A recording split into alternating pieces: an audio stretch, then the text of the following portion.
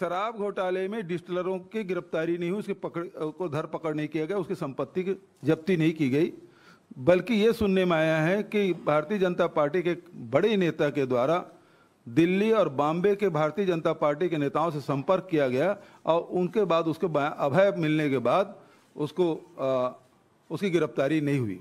Number एक।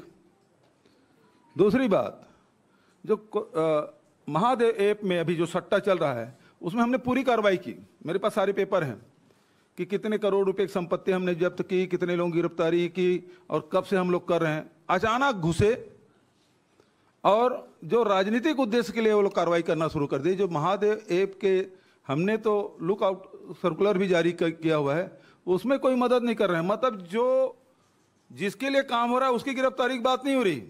कोयला खदान में जिसके लिए कोयला खदान चला रहा है उससे पूछताछ नहीं हुई, जबकि वो चीख के कह रहा है कि मैं इसके लिए काम करता था। आज मैं यही कहना चाहता हूं कि अभी तक भूपेश बघेल जी और उनकी सरकार को हम शराब घोटाला में गिनते थे, कोयले घोटाले में गिनते थे, चावल घोटाला में गिनते थे। आज ये मालूम हुआ कि सट्टे में भी मुख्यमंत्री निवास का, मुख्यमंत्री ऑफिस के तार जुड़े हुए हैं और ये तार जुड़े ही ईडी ने इस बात को साबित भी कर दिया है कि उनके तार कहां से कहां तक जुड़े हैं। मोटी रकम मंथली इनको दिया जाता था और ये पूरे प्रमाण और साक्ष्य के साथ ईडी इनके घरों पे गए हैं और प्रमाण प्रस्तुत किए हैं। बयान जो दर्ज किए जा रहे हैं उस बयान में भी सारी बातें आ रही हैं। इसका मतलब ये हुआ कि अब ये साबित हो गया कि स्किल अपग्रेडेशन के नाम से जुआ और सट्टा और महादेव ऐप के नाम से प्रशिक्षण के लिए दुबई और हांगकांग जो भेजा जाता था, यही कौशल उन्नयन मुख्यमंत्री जी करा रहे हैं। जहां तक छत्तीसगढ़ की सरकार है और उनकी छवि है, छवि को धूमिल करने के लिए हमारी आवश्यकता नहीं। जिस प्रकार के बड़े बड़े घोटालों की दुकान, घोटालों की मंडली छत्तीसगढ़ की सरकार ने खोला हुआ है और उसका फ्रेंचाइजी भी बांटा हुआ है। हेडक्वार्टर तो है ही कहां, उसके फ्रेंचाइजी भी है। तो स्वाभाविक रूप से जब इस प्रकार से भ्रष्टाचार के दुकान खुलेंगे, घोटाले होंगे, चाहे वो सट्टा के घोटाले हों या वो शराब के घोटाले हों, चाहे वो कोयला के घोटाले हों, तो स्वाभाविक रूप से छींट उनके ऊपर पड़ेंगे। और जब पेड किया है ब्राइब तो होंगे ही रेड तो होंगे ही। रेड क्यों नहीं होंगे? वो जमाना लद गया, वो जमाना बदल गया है जब आपको लगता था कि भ्रष्टाचार हमारा जन्मसिद्ध अधिकार है। मैं मोहन तिवारी, आज के मुद्दे में आपका स्वागत है। और आज का मुद्दा आधारित है जिस पर करीब 1-1.5 साल से लगातार एक बहस सी छिड़ी हुई है। क्या केंद्रीय एजेंसियों का दुरुपयोग हो रहा है? क्या चुनाव आते आते इन एजेंसियों के उपयोग से सत्ता हासिल करने की कोशिश बीजेपी की ओर से की जाएगी? और आज मुख्यमंत्री ने न केवल रायपुर में बल्कि दिल्ली में जाकर प्रेस कॉन्फ्रेंस की है और उनके पूरे प्रेस कॉन्फ्रेंस का लब्बलुआब ये था कि उन्होंने सिलसिलेवार बताया है कि किस तरीके से हर सेक्टर को बदनाम करने के लिए एक सोची समझी रणनीति का इस्तेमाल बीजेपी के द्वारा कथित रूप से किया जा रहा है। क्या इसमें सच्चाई है और क्या इन कार्रवाइयों के पीछे कोई राजनीतिक मंशा है? मुख्यमंत्री के आरोपों में कितना दम है? इसी सब बातों पर आज हम चर्चा करेंगे। पहले मिल लेते हैं उन मेहमानों से जो इस चर्चा में हमारे साथ रहेंगे। हम बहुत स्वागत करेंगे। हमारे साथ जुड़ रहे हैं कांग्रेस का पक्ष रखने के लिए सारिक रईस खान जी स्टूडियो से, बहुत बहुत आपका स्वागत है। इसके अलावा हमारे साथ जुड़ रहे हैं वरिष्ठ पत्रकार के रूप में बाबूलाल शर्मा जी, आपका भी बहुत बहुत स्वागत है। और भाजपा का पक्ष रखने के लिए हमारे साथ हैं सौरभ जागृत जी, आपका भी बहुत स्वागत है। और जैसे कि पूरी स्थितियां आपको दिखाई दे रही हैं, चुनाव शुरू हो चुका है, कैंडिडेट बीजेपी की ओर से घोषित हो चुके हैं, ऐसे समय में अचानक कार्रवाइयों की रफ्तार बढ़ गई है। कार्रवाइयों के जरिए आरोपों की रफ्तार बीजेपी ने बढ़ा दी है। उधर कार्रवाई होती है, इधर बीजेपी की प्रेस कॉन्फ्रेंस हो जाती है। इन सब के पीछे मंशा क्या है, इसको लेकर मुख्यमंत्री ने सवाल उठाया। कांग्रेस का पक्ष ले लेते हैं, सारिक रईस खान जी हमारे साथ हैं। सारिक जी, चुनाव सामने हैं, इन कार्रवाइयों को क्या चुनाव से जोड़कर आप लोग देख रहे हैं और करेंगे क्या? अब ऐसी चीजें होंगी, आप लोगों की ओर से क्या होगा? देखिए, निश्चित रूप से ये जो संवैधानिक संस्थाओं का जिस तरह से दुरुपयोग पिछले कुछ वर्षों से केंद्र में बैठी भारतीय जनता पार्टी सरकार कर रही है, जो संवैधानिक संस्था जिनकी निष्पक्षता पे, जिनकी जांच पर एक पूरा भरोसा लोगों को रहता था, आज केंद्र सरकार उस संवैधानिक संस्थाओं का उपयोग अपने राजनीतिक विरोधियों को दबाने से, कुचलने के लिए कर रही है। आज देखिए छत्तीसगढ़ के परिवेश में मैं ये बोलना चाहूंगा कि जैसे आदरणीय मुख्यमंत्री जी ने जो आज दिल्ली में प्रेस कॉन्फ्रेंस करके संवैधानिक संस्थाओं की निष्पक्षता पे और ऐन चुनाव के वक्त कार्रवाई हो, जब कांग्रेस का एक बड़ा सम्मेलन यहाँ पर राष्ट्रीय अधिवेशन हो रहा था, उस समय ईडी की कार्रवाई होती है। जब प्रदेश में कोई उपचुनाव होने रहता है, निर्णायक उपचुनाव, जिसपे कांग्रेस और भारतीय जनता पार्टी की साख दांव पे लगे रहती है, तो उस समय ही ये ईडी की कार्यवाही होना और राजनीतिक व्यक्तियों पर होना। देखिए महाराष्ट्र में इससे पहले जब कांग्रेस की सरकार और शिवसेना की एक महागठबंधन राष्ट्रवादी कांग्रेस की थी, तब उस समय कोई किसी भी तरह की वहां पे ईडी की जो कार्रवाई है वो एक पूरे जोरों शोरों के साथ वहां पर होती थी चाहे। लेकिन जब से वहां पर शिवसेना की जोड़ तोड़ की सरकार और भारतीय जनता पार्टी की बनी है, उसके बाद जो अभी हाल में ही राष्ट्रवादी कांग्रेस पार्टी, जिनके ऊपर भ्रष्टाचार के बड़े बड़े आरोप, जब वो कांग्रेस सरकार में शामिल थे, राष्ट्रवादी कांग्रेस पार्टी का जो बागी घड़ा जो अब भारतीय जनता पार्टी के साथ आया है, तो अब उन पर वो सारी जांचें बंद हो गई है और उन पर किसी भी तरह की कोई कार्रवाई नहीं हो रही। जो हजारों करोड़ का घोटाला अजीत पवार पे और भी मंत्री हैं, छगन भुजबल है, तटकरे हैं, उन पे लगते थे, तो कहीं ना कहीं ये संवैधानिक एजेंसियों का जो दुरुपयोग है और उनकी जो कार्यशैली पे है उस पर प्रश्न चिन्ह लगाता है अपने राजनीतिक विरोधियों को दबाने के लिए। आज छत्तीसगढ़ में जो कांग्रेस सरकार है, जो भूपेश बघेल जी की सरकार है, वे अपनी जन कल्याणकारी योजनाओं से अंतिम व्यक्ति तक लोगों को लाभ मिल रहा है, समाज के सभी वर्गों को लाभ मिल रहा है। पहले दिन से जो सरकार ने शपथ ली थी उसके बाद से आज तक इन 4.5 साल, जिनमें 2 साल हमारा कोरोना काल में उससे जूझते हुए और संसाधनों के पूरे उपयोग हमारी सरकार का उस कोरोना काल में लोगों के जीवन बचाने के लिए, लोगों को एक बचाने के लिए हुआ। उसके बावजूद इस अल्प समय में जिस तरह से हमारी सरकार की कल्याणकारी योजनाएं चल रही है, जो विभिन्न योजनाएं जिसका लाभ सभी वर्गों को मिल रहा है, तो वो उसको देखते हुए इस चुनाव में भारतीय जनता पार्टी, और जिस तरह के अभी कुछ प्रतिष्ठित एजेंसियों के सर्वे भी आए जिसमें कांग्रेस को बढ़त की ओर बताया गया, तो इन सब बातों से भारतीय जनता पार्टी की मुकाबला नहीं कर पा रही है। तो वो कहीं ना कहीं ईडी के माध्यम से ऐसी कार्रवाई कराकर जनता के बीच सरकार को बदनाम करना चाह रही है कि भ्रष्टाचार के आरोप है। जब ईडी की जांच के लिए तो जो इससे पहले भी नान घोटाले हुए थे, शराब घोटाले हुए थे, और भी जो भारतीय जनता पार्टी के लिए घोटाले हुए थे, झीरम घाटी जैसे जो एक नरसंहार हुआ था जिसमें हमारे बहुत से नेताओं की जान गई थी, उसके सबकी जांच के लिए तो हम करते हैं, लेकिन केंद्रीय एजेंसी उस बातों की जांच नहीं करती है। और जहां पर जैसे उड़ीसा और आंध्र प्रदेश जैसे राज्य, जहां पर एक तीसरे मोर्चे की सरकार है और वो कहीं ना कहीं संसद पे भारतीय जनता पार्टी के किसी भी बिलों का समर्थन करते हैं और एक सैद्धांतिक रूप से भारतीय जनता पार्टी के साथ है, तो उनके ऊपर कार्रवाई नहीं होती। लेकिन जहां पर विपक्ष मजबूत है और जहां पर मजबूती के साथ, जैसे पश्चिम बंगाल जैसे राज्य है, छत्तीसगढ़ हो गए, बिहार हो गया, इन जगहों पर ईडी की, झारखंड हो गए, यहाँ पर ईडी की कार्रवाई उन जनहितकारी योजनाओं से जब सरकार नहीं निपट पा रही है, तो उन सरकार को बदनाम करने के लिए हो रही है। ठीक है। कांग्रेस के आरोप हैं, काफी दिनों से ये आरोप हैं, और क्योंकि चुनाव करीब है इसलिए ऐसे कार्रवाइयों पर शंका उठती है कि जैसे ही चुनाव आ रहे हैं, उनके खास लीडर जो कि पूरे चुनाव का संचालन करने वाले हैं, ऐसे लोग जिनके जरिए चुनाव में अहम भूमिका निभाई जानी है, उन पर कार्रवाइयों को किस नजरिए से देखा जाए। बीजेपी के पास आऊंगा, लेकिन उसके पहले हम बाबूलाल शर्मा जी के पास चलते हैं और एक निष्पक्ष, एक न्यूट्रल राय ले लेते हैं शर्मा जी से। शर्मा जी, इस तरीके की कार्रवाइयां आपने पहले भी देखी होंगी, लेकिन जैसे ही चुनाव के समय कार्रवाइयां होती है, हालांकि इसे जांच का एक अंग कहा जा रहा है, इस पर सवाल उठ रहे हैं। मुख्यमंत्री आक्रामक नजर आ रहे हैं, ललकार रहे हैं। दिल्ली में जाकर आज उन्होंने सीधा आरोप मुख्यमंत्री पे लगाया। कल जन्मदिन के दिन उन्होंने ट्वीट किया कि मेरे जन्मदिन के दिन अमित शाह और मोदी ने ये तोहफा दिया है कि मेरे करीबियों के यहाँ छापे पड़े हैं। क्या देखा जाए, क्या ये एक तरीके से मुख्यमंत्री को विचलित करने के लिए हो रहा है ये सब कुछ? देखिए, एक शेर रहा है तो उसमें क्या है, सरहदों पर तनाव है क्या, पता तो करो चुनाव है क्या। जब चुनाव आते हैं ना, तो ये सारी घटनाएं घटने लगती हैं। मैं समझता हूँ कोयले की दलाली हो, चाहे शराब की तुकबंदी हो, जो भी कमीशन खोरी हो, जैसी भी जो भी आरोप लग रहे हैं, ये सिर्फ इस साल नहीं हुए।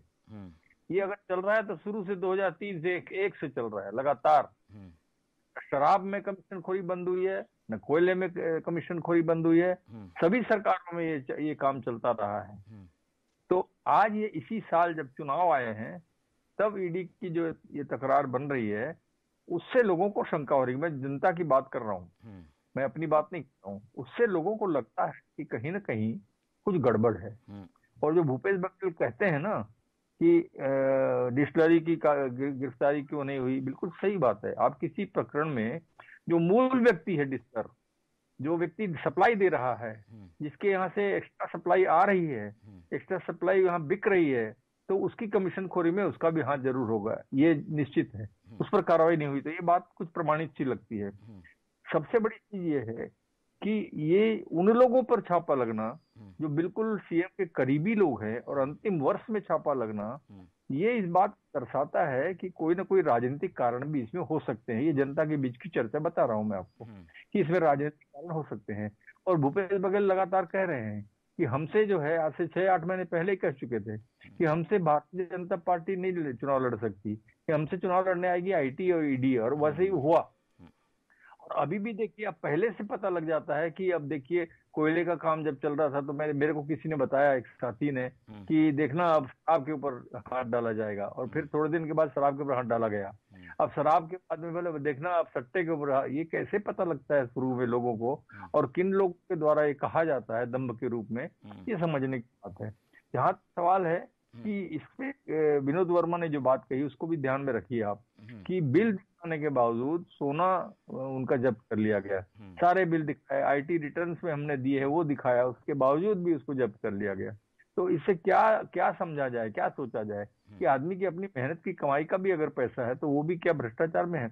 और फिर देखिए, मनी लॉन्ड्रिंग के लिए ईडी बनी है, मनी लॉन्ड्रिंग के केस में हाथ डालती है।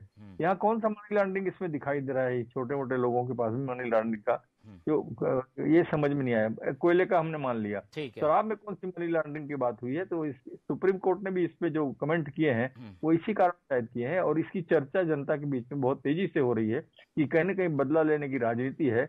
और राज्य सरकार साफ कह रही है कि अगर बदला लेना होता तो हम इंदिरा प्रदर्शनी में कई लोग जो जिनका नाम लिया गया था नार्कोटिक्स में, उसको सबको हम अंदर कर चुके होते। लेकिन हम कहीं भी जल्दबाजी नहीं करना चाहते। जो निर्णय आएगा, जो सरकारी नियम होंगे, उसके आधार पर अगर कोई आदमी मिलेगा तो उसको ही हम कार्रवाई करेंगे, अन्यथा नहीं करेंगे। उसी तरह की बात होना चाहिए। और मैं अंतिम बात कहता हूँ कि निश्चित से जो है ईडी की कार्रवाई पर किसी भी प्रकार का हम विरोध नहीं कर रहे हैं, और करनी चाहिए। ईडी पुख्ता काम करती है निश्चित रूप से, लेकिन इसमें जो है उनको पारदर्शिता रखना बहुत जरूरी है। उनको बताना तो चाहिए कि क्या हुआ, क्या हमने पूछा, क्या हमने किया, क्या उन्होंने जवाब दिया। पारदर्शिता होनी चाहिए, क्या हमने पकड़ा, ये सारी चीजों को कहना चाहिए। और स्थानीय भारतीय जनता पार्टी के नेताओं का इसमें हाथ होगा ईडी के मामले में, ये ऐसा मैं व्यक्तिगत रूप से नहीं मानता। ठीक है, तो जो सारी चर्चा है, मुख्यमंत्री के प्रेस कॉन्फ्रेंस है, कांग्रेस प्रवक्ता जी ने जो बातें कही है, बाबूलाल शर्मा जी का जो विश्लेषण है, उस आधार पर मैं एक सवाल जागृत जी से, बीजेपी के प्रतिनिधि से कर लेता हूं। जागृत जी, सारी चीजें स्क्रिप्टेड है, तयशुदा है, बदनाम करने की कोशिश है, और ऐसे समय को चुना गया है जिससे कि चुनाव में नुकसान हो कांग्रेस को। क्या कहेंगे? इस तरीके के आरोप आप लोग झेल रहे हैं और इन्हीं आरोपों के साथ अब चुनाव में आप लोग जाएंगे।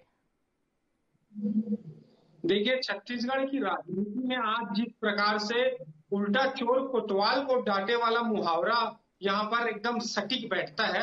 मुख्यमंत्री जी खुद कहते हैं कि शराब घोटाला हो रहा है तो ईडी जांच बैठा रही है, कोयला घोटाला हो रहा है तो ईडी जांच बैठा रही है, चावल घोटाला हो रहा है तो ईडी जांच बैठा रही है। छत्तीसगढ़ में आज घोटालों की दुकान बन चुकी। छत्तीसगढ़ में यदि वो 70 साल चले गए जब कोई भी सरकार आती थी और घोटाला करके भारत से चले जाती थी, उनमें कोई जांच एजेंसी जांच नहीं कर पाती थी। परंतु जब से भारतीय जनता पार्टी आई है, जहां जहां घोटालों का राज बन चुका है, वहां जाकर तमाम संस्थाएं निष्पक्ष रूप से, किसी भेदभाव को ना लेते हुए, सात्विक रूप से, सकारात्मक रूप से जांच एजेंसी अपने जांच करती है और तथ्य के आधार पर किसी पर भी आरोप लगाती है।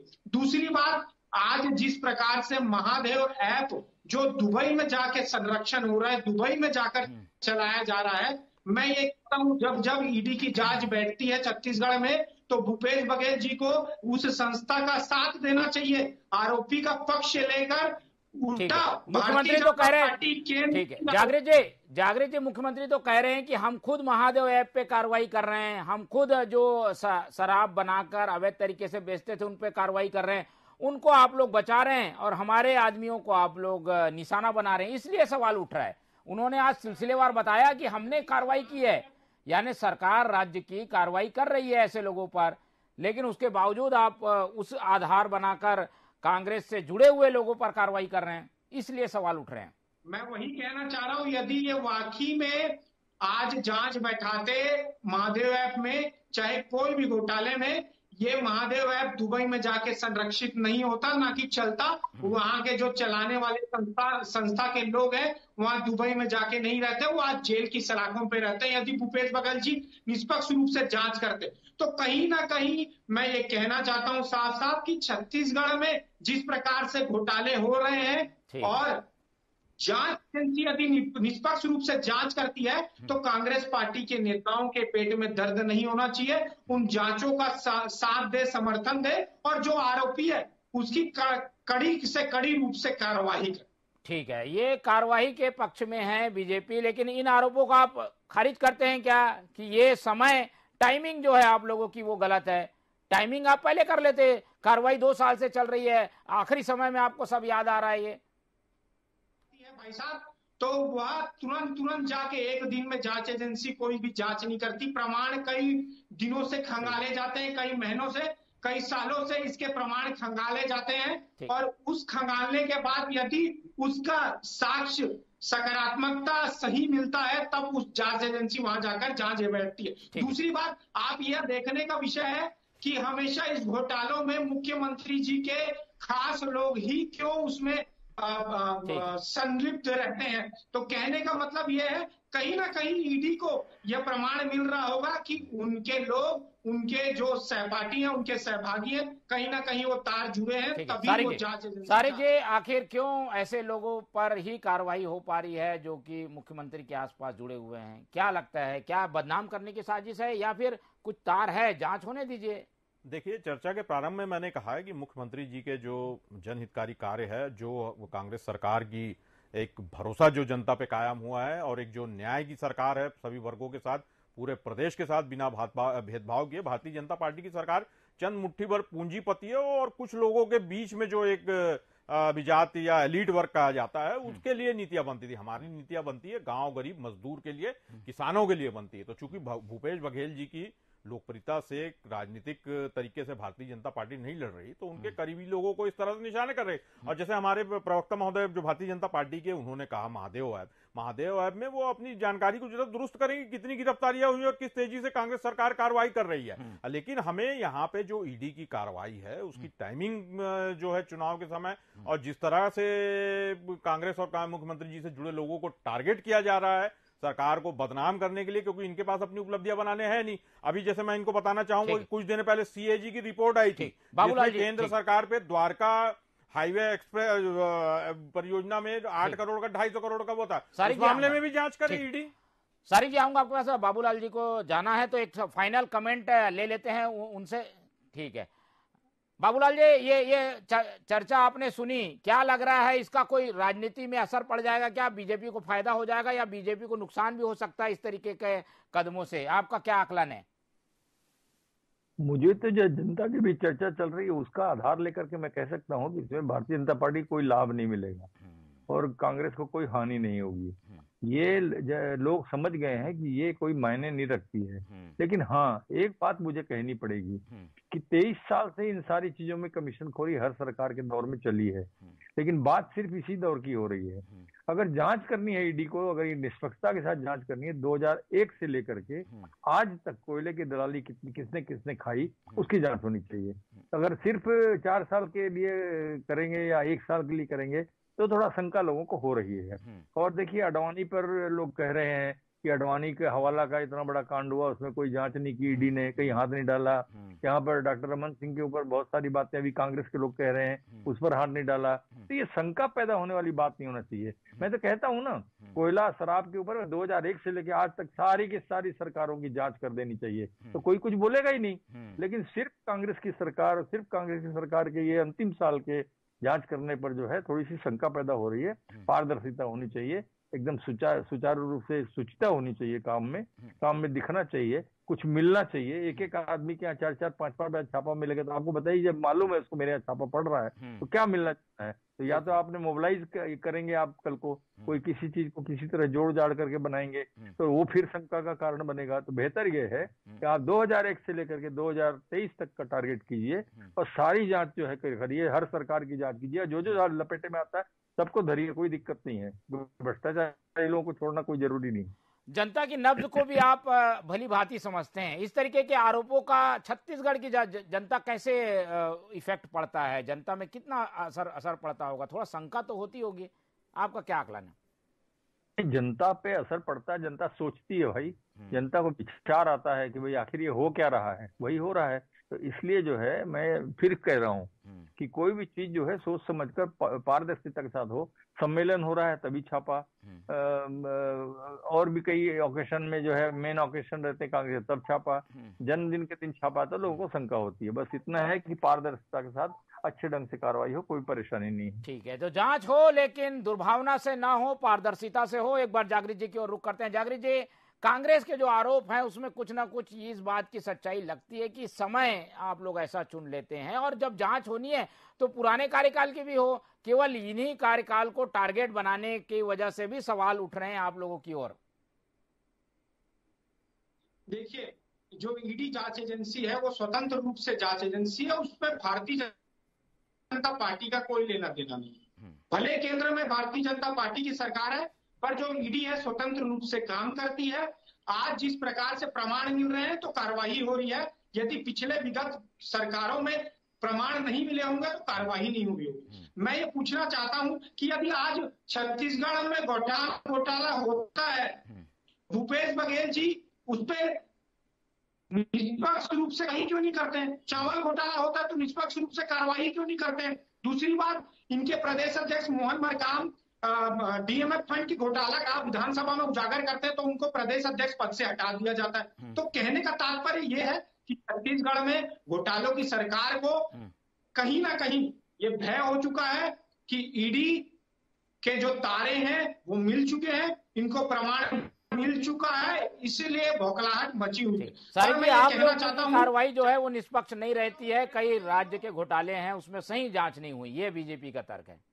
देखिए, बीजेपी का ये तर्क नहीं, इसे मैं कुतर्क कहूंगा, क्योंकि किसी भी और इनका कहना है कि भाई ईडी जरूर निष्पक्ष संस्था है और पहले सालों में रही है, लेकिन उसपे केंद्र सरकार का पूरी तरह से नियंत्रण रहता है। और आज जो इसका जो दुरुपयोग हो रहा है, हमारी आपत्ति केवल उसी बात पर, कांग्रेस ने कभी भ्रष्टाचार और अपराध और अपराधियों को प्रश्रय देने के पक्ष में नहीं रही है, लेकिन जो ये कार्रवाई जिस तरह से जो एक राजनीतिक विद्वेष के कारण हो रही है, एक सरकार को बदनाम करने के लिए हो रही है, हमारी आपत्ति इस बात पे है। और जनता इस बात को समझ रही, वो जनता जा रही जो हमारे अन्नदाता किसान है जिनके खातों में पैसा जा रहा है, हमारे मजदूर श्रमिक भाई हैं जिनके खातों में पैसा जा रहा है, हमारे नौजवान बेरोजगार साथी है जिनके खातों में उनके अधिकार का पैसा जा रहा है। तो इसी तरह जो जनता है वो देख ली है कि 15 साल किस तरह से भारतीय जनता पार्टी का राज रहा, जिसमें आम जनता को केवल ठगने के अलावा भारतीय जनता पार्टी ने कुछ नहीं किया। और कौन सी सरकार आम जनों के लिए, उनके लिए न्याय के लिए, उनके अधिकारों के लिए, उनका भरोसा जीतने के लिए कार्य करी है। और इस तरह के जो प्रयास है, इससे कांग्रेस पार्टी विचलित नहीं होने वाली है। और भारतीय जनता पार्टी जल्दी जवाब दे दीजिए इस प्रयास में इसकी डराने धमकाने के कभी सफल नहीं हो पाएगी। ठीक है, जल्दी सौरभ जी। सौरभ जी क्या बोलना चाह रहे हैं, बोलिए। सौरभ जागृत जी। भारतीय जनता पार्टी पे आरोप लगा देते हैं। मेरा कहने का मतलब साफ साफ ये है कि भैया जहां भी घोटाले की भू दिखती है तो भूपेश बघेल जी अपराधियों के साथ क्यों खड़े रहते हैं, उन पे कार्रवाई क्यों नहीं करते? साफ साफ छत्तीसगढ़ में जहां भी घोटाला होता है भूपेश बघेल जी को अपराधियों के साथ ना खड़े होकर उन पे निष्पक्ष रूप से कार्रवाई करनी चाहिए। और रही बात तमाम घोटालों की, यदि छत्तीसगढ़ में घोटाले होंगे तो जांच निष्पक्ष रूप से हो। चाहे कल को भारतीय जनता पार्टी की सरकार जो आने वाली है 2023 के अंतिम में, तो मैं ये कहना चाहता हूं कि निष्पक्ष रूप से जांच होगी यदि कोई घोटाला होता है। परंतु जब जब कोई भी घोटाले का उजागर होता है तो भूपेश बघेल जी अगले मीडिया के पटल के माध्यम से ये कहते हैं कि भारतीय जनता पार्टी ये सब करवा रही है। ठीक है, चलिए ईडी के मसले पर अभी और कई आरोप प्रत्यारोप हमें सुनने को मिलेंगे, लेकिन कांग्रेस भी इस बार बैकफुट में नहीं आने वाली, फ्रंट फुट में उठकर सामने बढ़कर चौके छक्के मार रही है। और दिल्ली में जो आरोप मुख्यमंत्री ने लगाया है उसकी धमक पूरे देश में सुनाई दे रही है। ऐसे में चुनाव के पहले हो रही कार्रवाई थोड़ी रुक सकती है, ठिठक सकती है। तर्क जरूर बीजेपी के हैं, लेकिन सीधा आरोप इस बार प्रधानमंत्री और गृह मंत्री पर लगा दिया है मुख्यमंत्री ने। फिलहाल आगे क्या होगा और हम इस पर नजर रखेंगे। समय कम है इसलिए चर्चा यहीं खत्म करते हैं। सारिक रईस खान जी हमारे साथ जुड़े, उनका बहुत बहुत धन्यवाद। हमारे साथ सौरभ जागृत जी रहे, उनका धन्यवाद। बाबूलाल शर्मा जी ने अपना समय दिया, उनका भी बहुत बहुत धन्यवाद। तो तीनों मेहमानों का धन्यवाद करते हुए चर्चा को आज हम यहीं खत्म करते हैं और आप लोग से उम्मीद रखते हैं कि आप लोग देखते रहिए TV24। मुझे दीजिए इजाजत, नमस्कार।